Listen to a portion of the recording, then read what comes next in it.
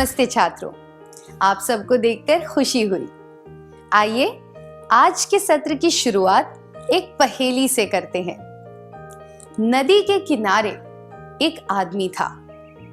उसके पास एक छोटी नाव, एक बाघ, एक बकरी और घास की गठरी थी। उसे नदी पार करनी थी। वह नाव बहुत छोटी थी। उसमें नाविक के अलावा केवल एक प्राणी या केवल एक चीज और आ सकती थी। अगर वह बाघ को पहले ले जाता तो बकरी घास खा जाती। अगर वह घास को पहले ले जाता तो बाघ बकरी को खा जाता। अगर उसे सारी चीजें सही सलामत रखते हुए नदी पार करनी है तो उसे क्या करना चाहिए?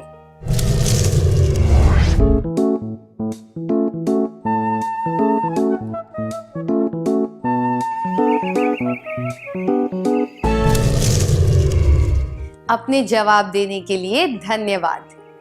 पहले उसे बकरी को उस पार ले जाकर वहां छोड़ देना चाहिए ताकि घास बाघ के पास सुरक्षित रहे।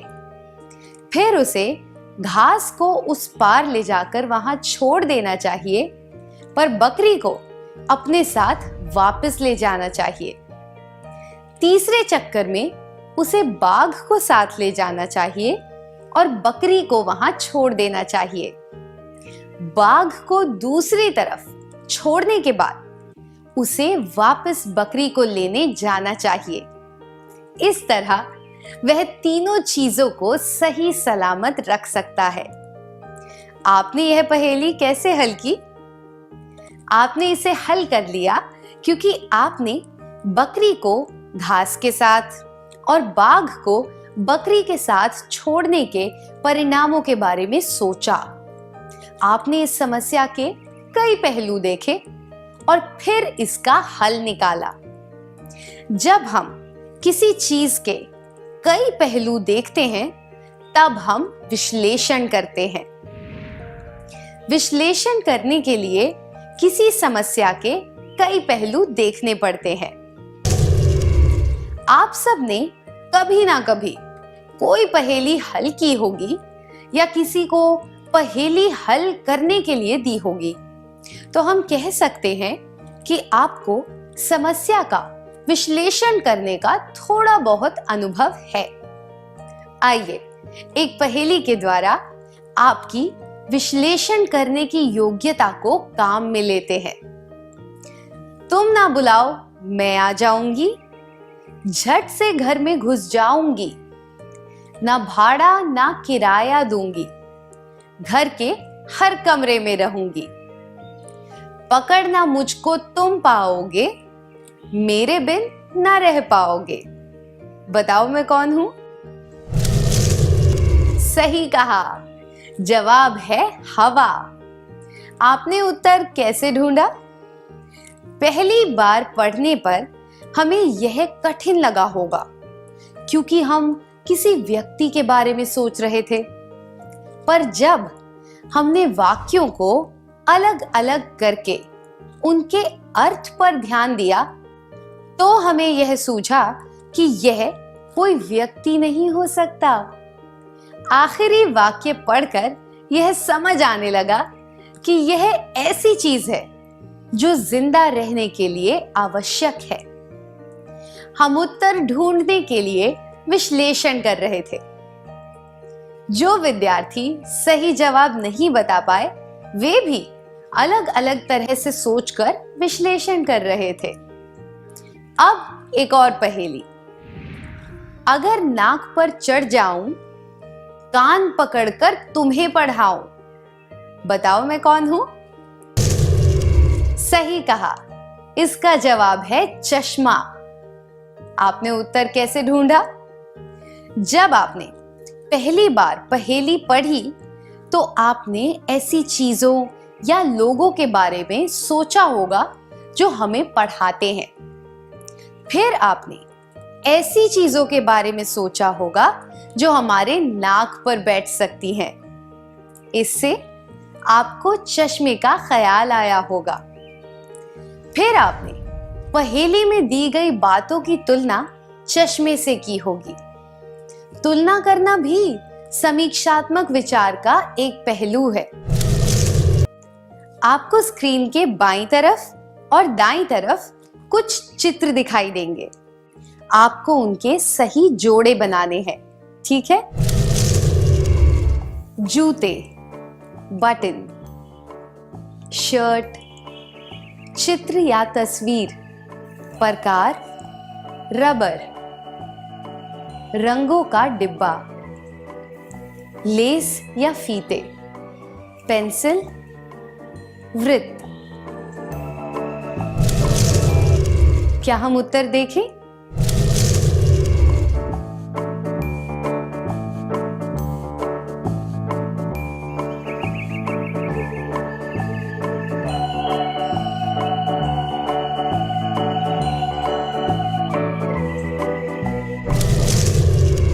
हमें सही जवाब कैसे पता चले? हमने बाईं ओर दिखाई गई चीजों को एक समूह माना और दाईं ओर दिखाई गई चीजों को दूसरा समूह। फिर हमने बाईं ओर से एक चीज ली और दाईं ओर की सूची में उससे संबंधित एक चीज देखने की कोशिश की। उदाहरण के लिए हमें जूते और बटन, चित्र, रबर, वृत्त के बीच में कोई संबंध नहीं दिखा, इसलिए हमने इन्हें छोड़ दिया।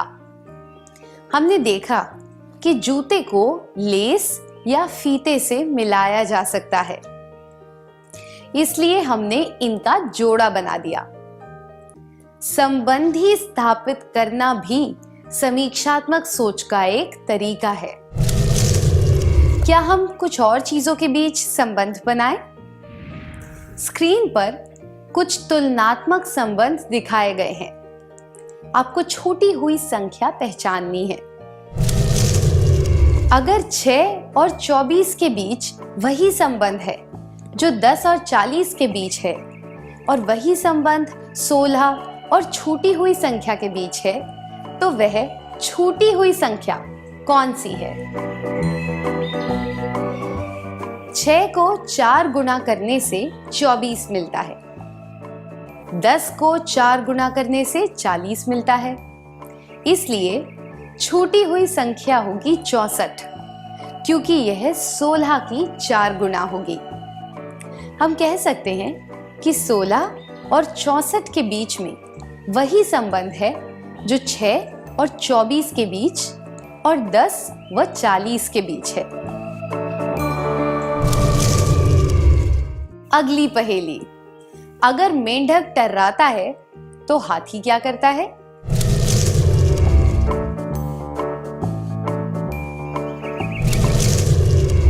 मेंढक की आवाज को टर्राना कहते हैं।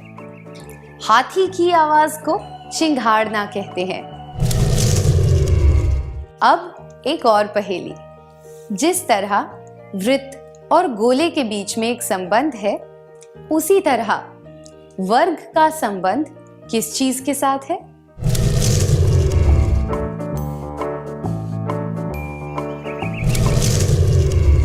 जिस तरह वृत्त और गोले के बीच में संबंध है, उसी तरह वर्ग और घन के बीच में संबंध है।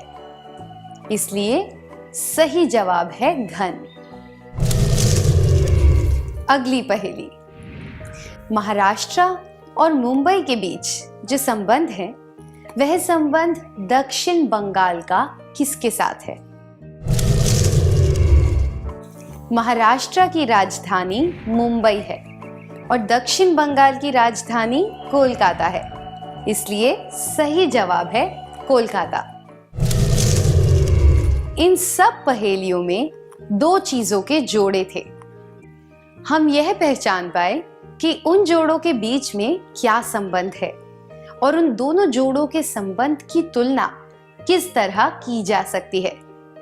जो जोड़ा दिया गया था, उसके संबंध के आधार पर हम अधूरे जोड़े को पूरा कर पाए। जब हम 2 जोड़ों के बीच के संबंध को देखते हुए कोई छूटी हुई चीज का पता लगा सकते हैं, तो हम ऐसी चीज का भी पता लगा सकते हैं जो एक दूसरे से संबंधित नहीं है। क्या हम एक क्रियाकलाप करें? आपको स्क्रीन पर कुछ चित्र दिखाए जाएंगे। इन चित्रों को ध्यान से देखकर यह बताएं कि इनमें अजीब बात कौन सी है। चांदनी रात में कमल खिला हुआ है। रेगिस्तान में एक नाव है। एक भारतीय भैंस के बगल में पेंगुइन खड़ा है। रेगिस्तान में दरियाई घोड़ा है।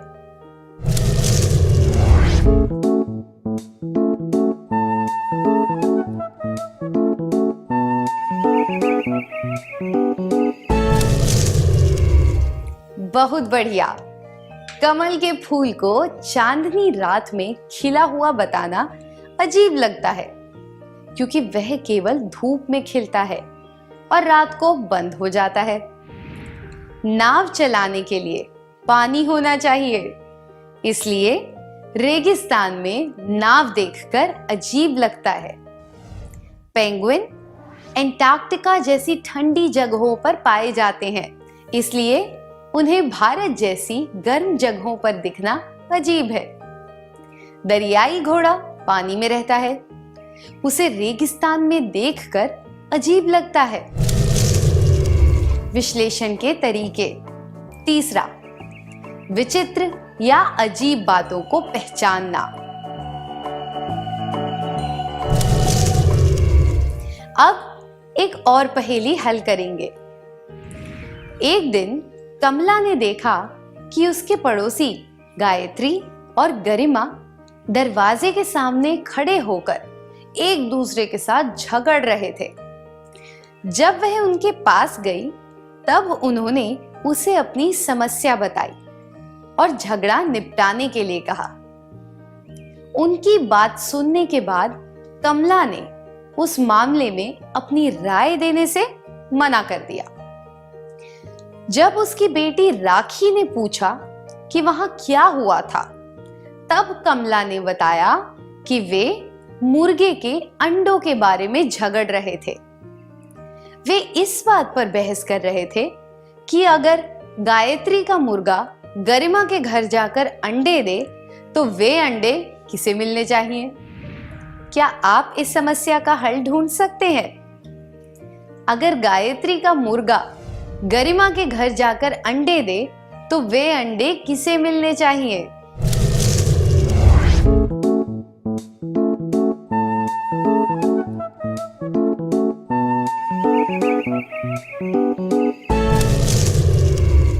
अपने जवाब देने के लिए धन्यवाद। एक मुर्गा कभी अंडे नहीं देता।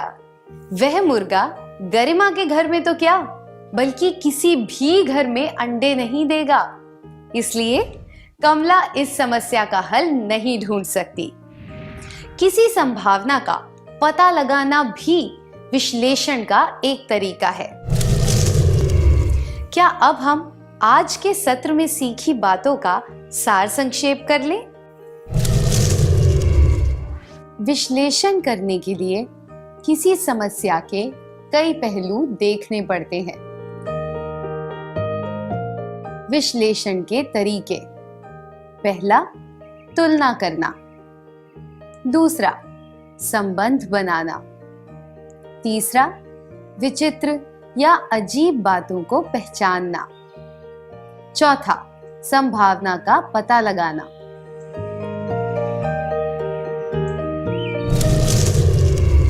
इतनी अच्छी तरह सार संक्षेप करने के लिए धन्यवाद।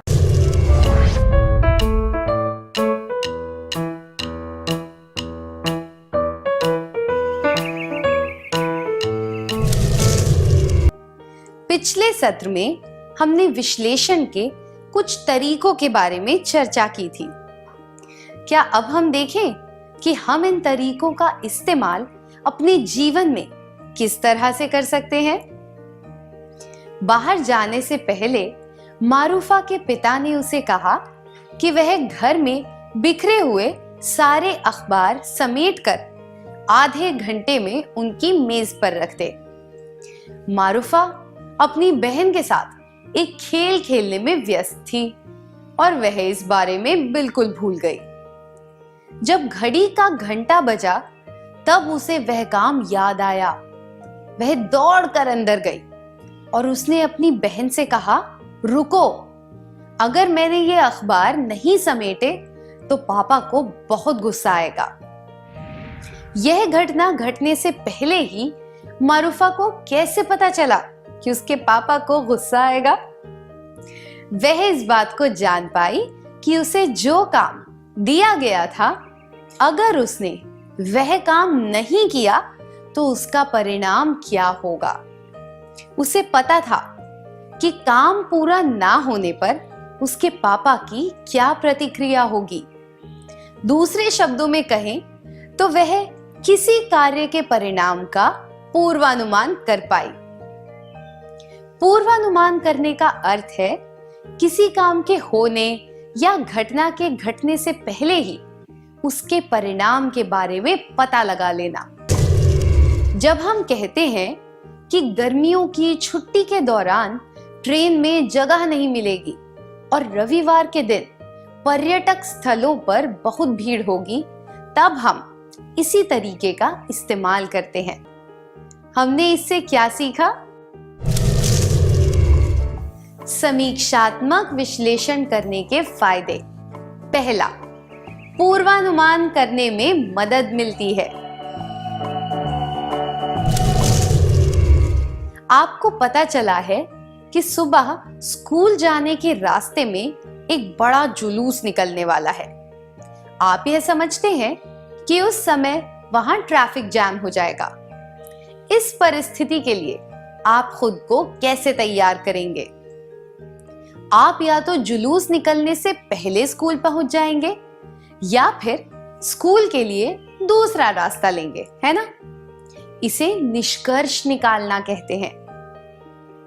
निष्कर्ष निकालने का अर्थ है किसी परिस्थिति का विश्लेषण करने के बाद उसके परिणामों का पूर्वानुमान करना और उसके आधार पर निर्णय लेना।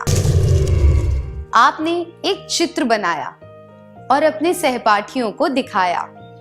एक सहपाठी ने कहा, यह बहुत अच्छा है, बधाई हो। दूसरे ने कहा, कितना बढ़िया है, ऐसा चित्र कोई नहीं बना सकता। फिर उसने किसी दूसरे विद्यार्थी की तरफ देखते हुए कहा, मुझे पता है तुम इससे अच्छा बना सकते हो। तीसरे ने कहा, तुमने बहुत अच्छा काम किया है, अगर तुमने ये छोटी सी गलती ना की होती तो यह सर्वोत्तम कहलाता। इन बातों को सुनकर आप इन लोगों के बारे में क्या निष्कर्ष निकालेंगे? अगर कोई कहता है यह बहुत अच्छा है, बधाई हो, पर आपको यह नहीं बताता कि वह अच्छा क्यों है, तो वह ऐसे ही बाहरी तौर पर आपकी प्रशंसा कर रहा है। ऐसे व्यक्ति से आपकी केवल जान पहचान हो सकती है। जो व्यक्ति कहता है कितना बढ़िया है, ऐसा चित्र कोई नहीं बना सकता, फिर उसने किसी दूसरे विद्यार्थी की तरफ देखते हुए कहा, मुझे पता है तुम इससे अच्छा बना सकते हो, वह व्यक्ति भरोसे के लायक नहीं हो सकता क्योंकि वह झूठ बोल रहा है। जो व्यक्ति कहे तुमने बहुत अच्छा काम किया है, अगर तुमने यह छोटी सी गलती ना की होती तो यह सर्वोत्तम कहलाता। वह ना केवल आपकी प्रशंसा कर रहा है बल्कि आपकी कमियां भी बता रहा है और आपके काम को सुधारने के सुझाव भी दे रहा है। ऐसा व्यक्ति एक अच्छा भरोसेमंद मित्र होता है। किसी व्यक्ति के व्यवहार और बातचीत का विश्लेषण करके हम भरोसेमंद और अविश्वसनीय व्यक्तियों के बीच का फर्क जान सकते हैं। ऐसा करके हम अविश्वसनीय लोगों से बच सकते हैं। अब अगली कहानी। सन 1919 में विक्रम साराभाई उद्योगपतियों के परिवार में पैदा हुए थे। भारत के कई महान व्यक्ति जैसे कि जवाहरलाल नेहरू, महात्मा गांधी, रविंद्रनाथ टैगोर, सीवी रमन उनके परिवार से मिलने और उनके साथ रहने आया करते थे, ऐसे महान व्यक्तियों की संगत का विक्रम साराभाई के जीवन पर सकारात्मक प्रभाव हुआ। कैम्ब्रिज से स्नातक की पढ़ाई करने के बाद उन्होंने सर सीवी रमन के साथ काम किया। उन्हें भारत के सबसे महान वैज्ञानिकों में गिना जाता है और उन्हें भारत के अंतरिक्ष कार्यक्रम का पिता कहा जाता है। जो लोग उनके जीवन के बारे में पढ़कर उसका विश्लेषण करेंगे, वे यह जान पाएंगे कि वे दूरदर्शी थे। उन्होंने अंतरिक्ष अध्ययन से संबंधित नवीन तकनीकों को इजाद किया और वे एक अच्छे उद्योगपति भी थे। ऐसे व्यक्तियों के बारे में जानने के बाद हर कोई उनके जैसा बनना चाहता है। इसी तरह हम और भी कई महान लोगों के बारे में पढ़कर उनसे प्रेरणा ले सकते हैं। उन्होंने जिन चुनौतियों का सामना किया, जिस तरह वे जीवन में आगे बढ़े, हम उनसे बहुत कुछ सीख सकते हैं। अब एक क्रियाकलाप करेंगे। क्या आपके आस पड़ोस में रहने वाले किसी व्यक्ति ने कोई महान काम किया है? क्या आप उनके जीवन का विश्लेषण करके यह जान सकते हैं कि उनकी सफलता का कारण क्या है?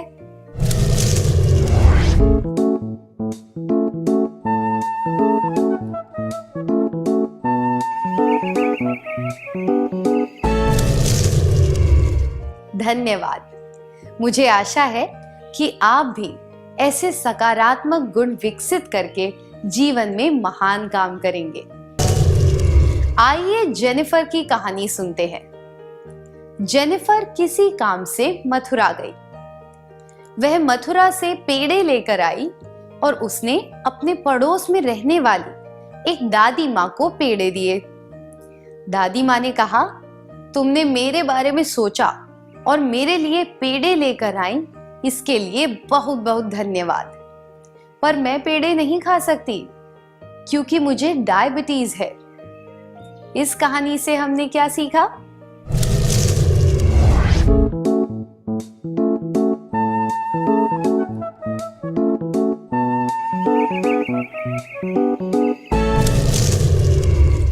अपने जवाब देने के लिए धन्यवाद। कुछ चीजें कुछ लोगों के लिए अनुकूल होती हैं और कुछ लोगों को कुछ चीजें पसंद होती हैं। किसी व्यक्ति के लिए जो चीज अनुकूल हो या उसे पसंद हो, वही चीज उसे देनी चाहिए। उदाहरण के लिए, अगर किसी को लोक संगीत पसंद नहीं है तो उसे जबरदस्ती ऐसा संगीत नहीं सुनाना चाहिए।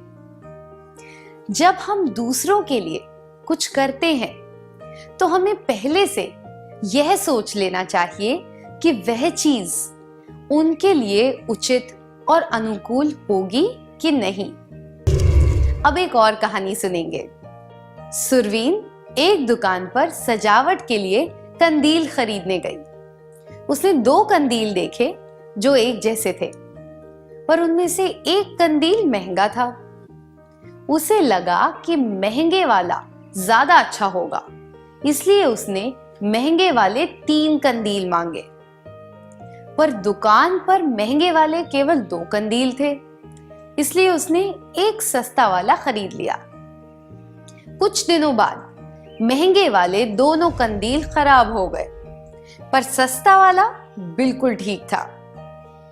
वह समझ गई कि महंगी चीजें हमेशा अच्छी नहीं होती। क्या आपने कभी कोई चीज यह सोचकर खरीदी है कि वह महंगी है इसलिए अच्छी होगी? क्या वह सस्ती चीजों से खराब निकली? क्या आप अपने अनुभव के बारे में किसी को बताना चाहेंगे?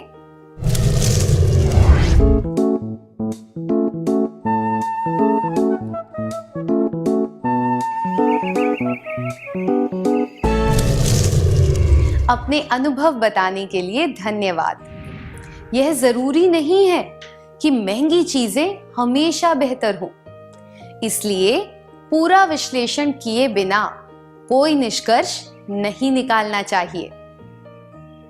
हमेशा पूरी जानकारी जुटाकर उसका विश्लेषण करना चाहिए और उसके बाद ही कोई निष्कर्ष निकालना चाहिए। यह तरकीब चीजें खरीदते समय और समस्याओं को हल करते समय बहुत काम आती है। विश्लेषण से हमें तुलना करके निष्कर्ष निकालने में मदद मिलती है। अब अंत में एक और पहेली। 5 कौवे एक तार पर बैठे हैं। बाईं ओर बैठे कौवे ने अपना सिर बाएं से दाएं घुमाया और थोड़ा सरक कर वहां से अचानक उड़ गया। अब उस तार पर कितने कौवे हैं? तो वहां पर 4 कौवे हैं। चारों में से दाईं ओर बैठे कौवे ने अपना सिर थोड़ा घुमाया, फिर उसने अपने पंख के नीचे खुजलाया, तार पर अपनी चोंच बाएं से दाएं रगड़ी और वहां से उड़ गया। अब उस तार पर कितने कौवे हैं? हाँ, अब वहां पर 3 हैं। जब 3 कौवे तार पर बैठे थे, तब एक शिकारी ने गोली चलाई और बीच में बैठे कौवे को मार गिराया। अब उस तार पर कितने कौवे हैं? क्या आपने कहा 2 कौवे? 3 में से 1 निकालें तो 2 बचेंगे। गणित के हिसाब से यह जवाब सही है, पर सोचिए, अगर एक कौवा गोली लगने से मर जाए तो क्या दोनों कौवे वहीं बैठे रहेंगे? वे गोली की तेज आवाज से उड़ जाएंगे, है ना? यह उत्तर सबसे उचित होगा। हम यह उत्तर तभी दे सकते हैं जब हम समीक्षात्मक रूप से इस परिस्थिति का विश्लेषण करें। समीक्षात्मक विश्लेषण से हम परिस्थिति को अच्छी तरह समझ पाते हैं। हमें परिस्थिति का समीक्षात्मक रूप से विश्लेषण करना चाहिए, सही पूर्वानुमान करना चाहिए और उचित निष्कर्ष निकालना चाहिए। घने काले बादलों को देखकर छाता साथ में रखना, यह समीक्षात्मक विश्लेषण, पूर्वानुमान और सही निष्कर्ष का ही परिणाम है। समीक्षात्मक विचार का प्रयोग करते हुए जीवन में महान कार्य करने के लिए आपको हमारी शुभकामनाएं। क्या अब हम सत्र का सार संक्षेप करें? पूर्वानुमान करने का अर्थ है किसी काम के होने या घटना के घटने से पहले ही उसके परिणाम के बारे में पता लगा लेना। निष्कर्ष निकालने का अर्थ है किसी परिस्थिति का विश्लेषण करने के बाद उसके परिणामों का पूर्वानुमान करना और उसके आधार पर निर्णय लेना। समीक्षात्मक विश्लेषण करने के फायदे। 1. पूर्वानुमान करने में मदद मिलती है। 2. निष्कर्ष निकालने में मदद मिलती है। 3. अनुकरणीय व्यक्तियों को पहचानने में मदद मिलती है। 4. हमें दूसरों की पसंद और नापसंद के आधार पर निष्कर्ष निकालने में मदद मिलती है। 5. तुलना करके निष्कर्ष निकालने में मदद मिलती है। 6. परिस्थिति को अच्छी तरह समझने में मदद मिलती है। कोरोना वायरस का खतरा होगा कम जब हाथों को बार बार धोएंगे हम। साथियों, जब आपके हाथ गंदे हों, खांसने और छींकने के बाद, किसी भी सतह या वस्तु को छूने के बाद, शौचालय के इस्तेमाल के बाद, खाना बनाने, परोसने, खाने से पहले और खाना खाने के बाद अपने हाथों को 20 सेकंड तक साबुन और पानी से अच्छी तरह धोएं। पानी को बर्बाद ना करें। हाथों को साबुन से मलते समय पानी का नल बंद रखें। हाथ धोते समय आप हाथ धोने के चरणों का पालन करें। पहले हथेली से हथेली, फिर हथेलियों के पीछे, अंगुलियों के बीच में, अंगुलियों के पीछे, अंगूठे के तले पर और आखिर में अंगुली के नाखूनों को अच्छी तरह धोएं। यदि किसी को खांसी, बुखार या सांस लेने में तकलीफ जैसे लक्षण हैं या अधिक जानकारी चाहिए तो अपने नजदीकी सरकारी अस्पताल या सरकार के टोल फ्री नंबर 104 या 1075 पर संपर्क करें। बिहार सरकार और यूनिसेफ द्वारा जनहित में जारी।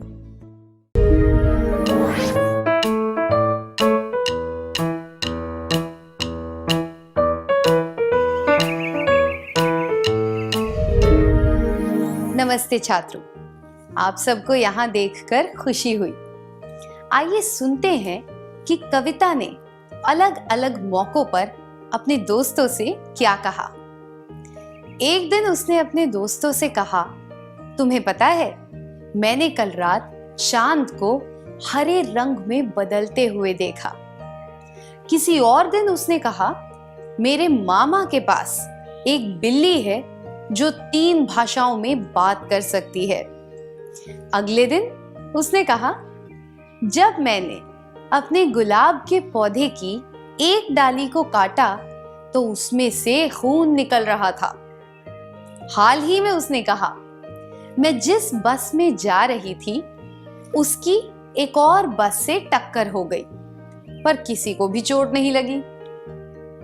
ललिता को ये बातें हजम नहीं हो रही थी और उसने कहा, उफ, ये फिर शुरू हो गई।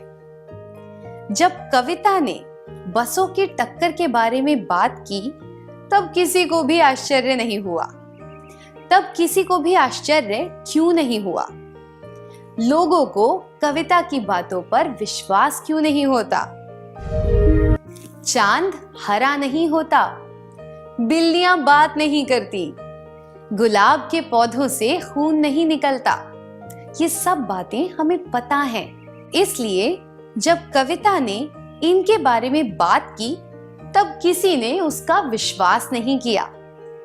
वह बार बार इस तरह की बातें करती रहती है, इस वजह से लोगों को उस पर विश्वास नहीं रहा।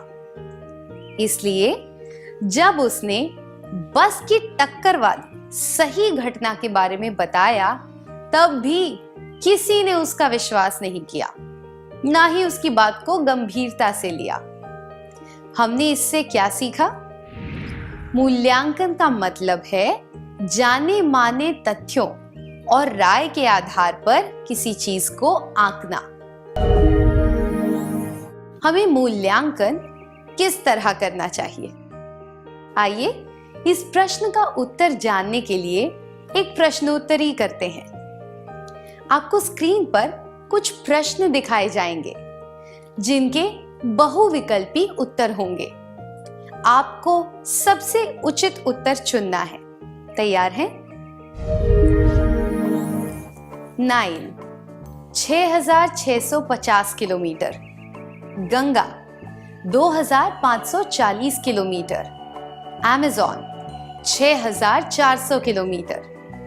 सबसे लंबी नदी कौन सी है?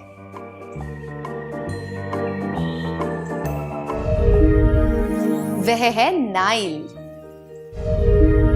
Kanchenjunga 8586 metre, Mount K two 8611 metre, Mount Everest 8850 metre. सबसे ऊंचा पर्वत कौन सा है?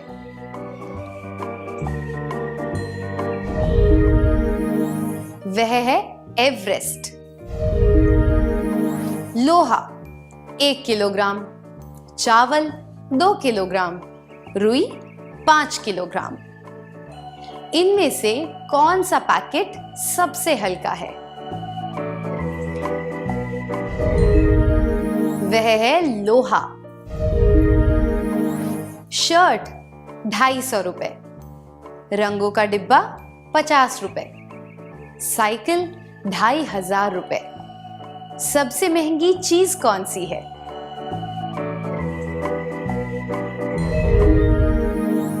वह है साइकिल। आप सबको धन्यवाद।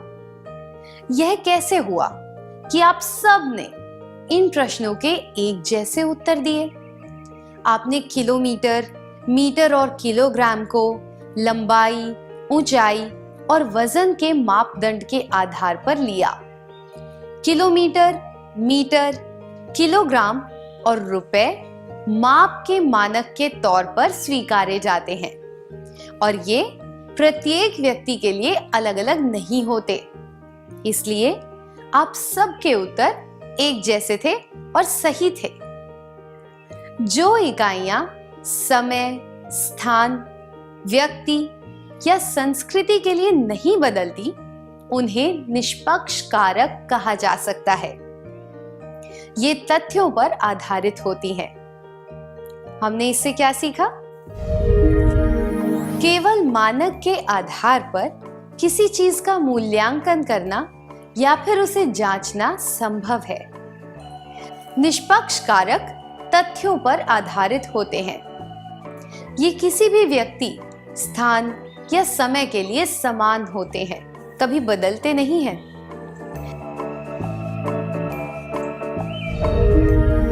क्या ऐसे कोई मानक हो सकते हैं जो व्यक्ति, स्थान या समय के अनुसार बदल जाते हैं?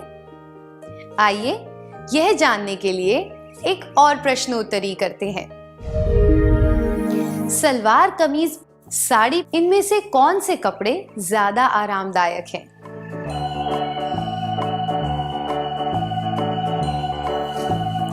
जयपुर, दिल्ली, उज्जैन घूमने जाना हो तो इनमें से कौन सी जगह सबसे अच्छी है?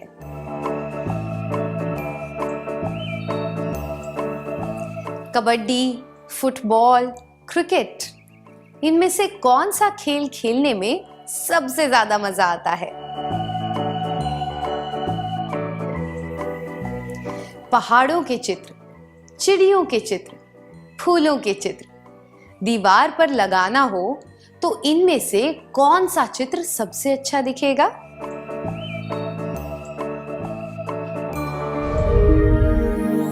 धन्यवाद। क्या आपने इन प्रश्नों के एक जैसे जवाब दिए? आपने इन प्रश्नों के उत्तर अपनी राय, अपनी रुचि, अपनी सुंदरता की परिभाषा इत्यादि के आधार पर दिए। इनमें मीटर, किलोमीटर, रुपए, किलोग्राम जैसी कोई भी निश्चित मानक नहीं थे जिनके आधार पर आराम, रुचि, सुंदरता इत्यादि को मापा जा सके। इसलिए आपके जवाब अलग अलग थे। जो इकाइयां व्यक्ति, स्थान और समय के आधार पर बदलती हैं, उन्हें व्यक्तिपरक कारक कहा जा सकता है। ये व्यक्तिपरक कारक अपनी अपनी पसंद पर आधारित होते हैं। हमें इस बात को ध्यान में रखना चाहिए कि किसी की भी राय सही या गलत नहीं है, क्योंकि यह राय व्यक्तिगत पसंद और रुचि पर आधारित है। अपने दृष्टिकोण से हर किसी की राय और पसंद सही होती है। जिस तरह हमने फिल्म का मूल्यांकन करने के लिए कुछ मापदंड बनाए, उसी तरह हमें व्यक्तिपरक कारकों का मूल्यांकन करने के लिए अपने कुछ मानक बनाने चाहिए। अब एक और क्रियाकलाप करेंगे। आने वाले त्योहार के लिए आप कुछ खरीदारी करना चाहते हैं। आपके घर से आधा किलोमीटर दूर एक दुकान है जिसके अच्छे कपड़े हैं, पर चुनने के लिए ज्यादा डिजाइन नहीं है और उसके दाम भी बहुत ज्यादा है। उस दुकान पर कभी भी भीड़ नहीं होती। आपके घर से करीब 3 किलोमीटर पर 2 और दुकानें हैं जहां कई तरह के कपड़े मिलते हैं। उसके दाम ज्यादा नहीं है, पर वहां हमेशा भीड़ होती है। आप कपड़े खरीदने के लिए कहां जाएंगे? क्या आप इसके बारे में अपने करीबी मित्रों को बताना चाहेंगे? दुकान चुनने के मापदंड: दुकान 1, दुकान 2, दूरी आधा किलोमीटर, 3 किलोमीटर, कपड़ों के प्रकार कम, बहुत सारे, कपड़ों के दाम ज्यादा, कम, गुणवत्ता बहुत अच्छी, ठीक ठाक, खरीदारी करने में आसानी, बहुत आसान, कठिन।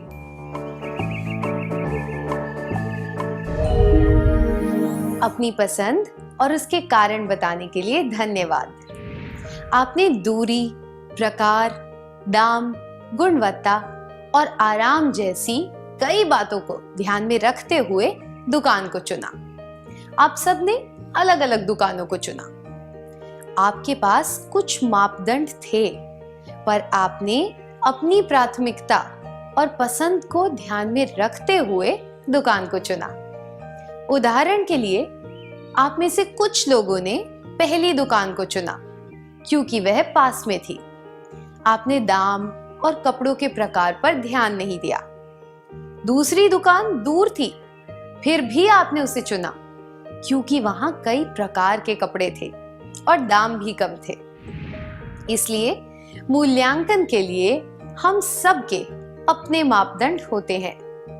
हर किसी के मापदंड उनके दृष्टिकोण के हिसाब से सही होते हैं। हम यह नहीं कह सकते कि एक दुकान को चुनना सही और दूसरी दुकान को छोड़ना गलत है। हमने इससे क्या सीखा? व्यक्तिपरक कारकों का मूल्यांकन करने के लिए हमें अपनी पसंद के आधार पर कुछ मापदंड बनाने पड़ते हैं। ये मानक व्यक्ति, स्थान या समय के आधार पर बदलते रहते हैं। इन्हें सही या गलत नहीं कहा जा सकता है।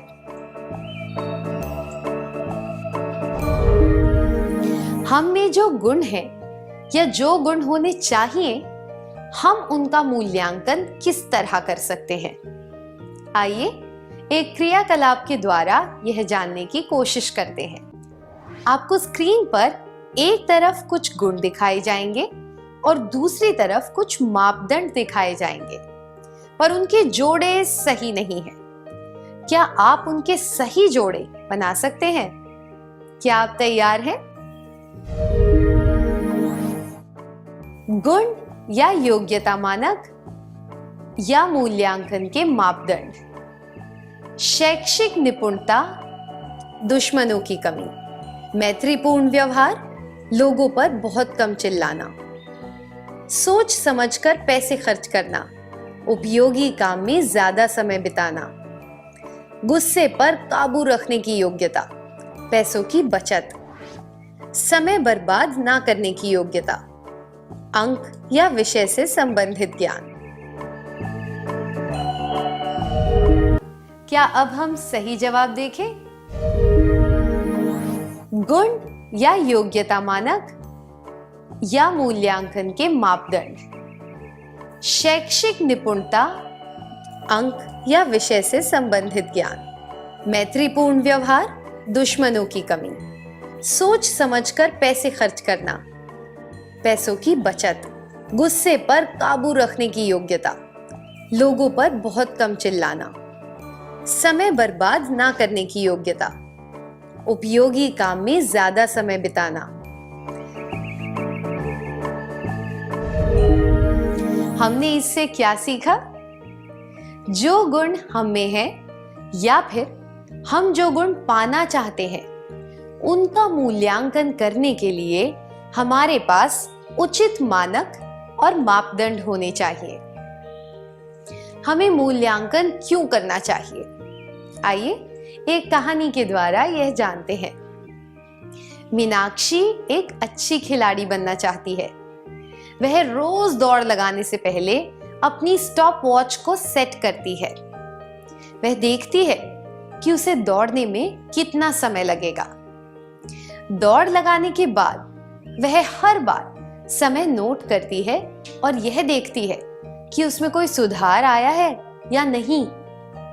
वह इस बात का विश्लेषण करती है कि और तेज ना दौड़ पाने के क्या कारण हैं और अपनी गलतियों को सुधारती है। इस तरह उसने खुद के लिए ऊंचे मापदंड बनाए और उसकी योग्यता सुधरती रही। मूल्यांकन से निष्पक्ष और व्यक्तिपरक कारकों को मापने के लिए मापदंड बना सकते हैं।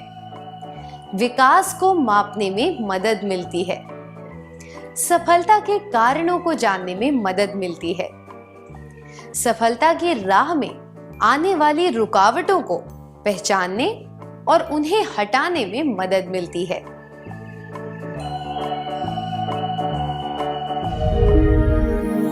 आत्म सुधार में मूल्यांकन से कैसे मदद मिलती है? जो भी व्यक्ति आत्म सुधार करना चाहता है, उसे खुद की कमियों और अच्छाइयों का मूल्यांकन करना चाहिए। उसे अच्छे गुणों को सुधारना चाहिए और अपनी कमियों को गुणों में बदलने की कोशिश करनी चाहिए।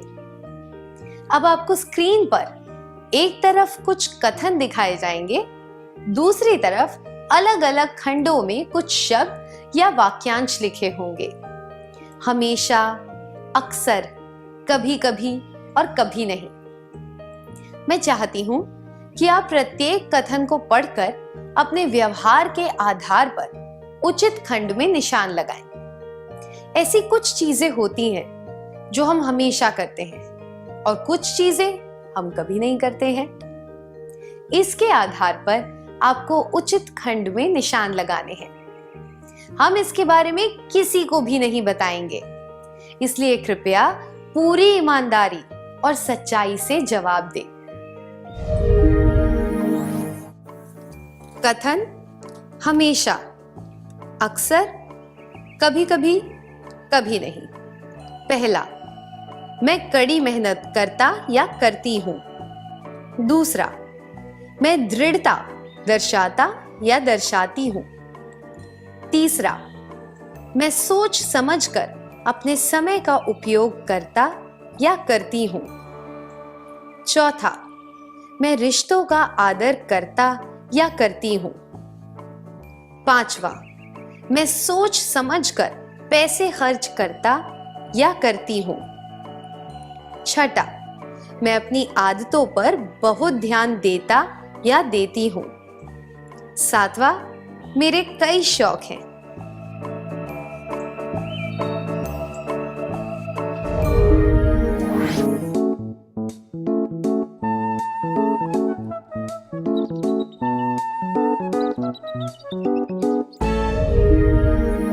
धन्यवाद दोस्तों। अगर आपने 5 से ज्यादा कथनों के लिए हमेशा पर निशान लगाया है, तो आप आत्म सुधार की सही दिशा में जा रहे हैं। अगर आपने 5 से कम कथनों के लिए हमेशा पर निशान लगाया है, तो आपको जल्द से जल्द आत्म सुधार के मापदंडों तक पहुंचने का प्रयास करना चाहिए। क्या हम आज के सत्र में सीखी बातों का सार संक्षेप कर लें? मूल्यांकन का मतलब है जाने माने तथ्यों और राय के आधार पर किसी चीज को आंकना। केवल मानक के आधार पर किसी चीज का मूल्यांकन करना या फिर उसे जांचना संभव है। निष्पक्ष कारक तथ्यों पर आधारित होते हैं। ये किसी भी व्यक्ति, स्थान या समय के लिए समान होते हैं, कभी बदलते नहीं हैं। व्यक्तिपरक कारकों का मूल्यांकन करने के लिए हमें अपनी पसंद के आधार पर कुछ मापदंड बनाने पड़ते हैं। ये मानक व्यक्ति, स्थान या समय के आधार पर बदलते रहते हैं। इन्हें सही या गलत नहीं कहा जा सकता है। मूल्यांकन से निष्पक्ष और व्यक्तिपरक कारकों को मापने के लिए मापदंड बना सकते हैं। विकास को मापने में मदद मिलती है। सफलता के कारणों को जानने में मदद मिलती है। सफलता की राह में आने वाले रुकावटों को पहचानने और उन्हें हटाने में मदद मिलती है। हाथों को मलमल के स्वच्छ करेंगे साबुन और साफ जल से। याद रखेंगे सुमन के एस सीधे हाथ साबुन मल के, यू उल्टे हाथ रगड़ रगड़ के। याद रखेंगे सुमन के। एम मुट्ठी के ऊपर हाथ फिरा के, ए अंगूठे के ऊपर गोल घुमा के, याद रखेंगे सुमन के। एन नाखूनों को हथेली पे चमका के, कलाई के पास छल्ला बना के, याद रखेंगे सुमन के। स्वच्छ रखेंगे हाथ तो स्वस्थ रहेंगे आप।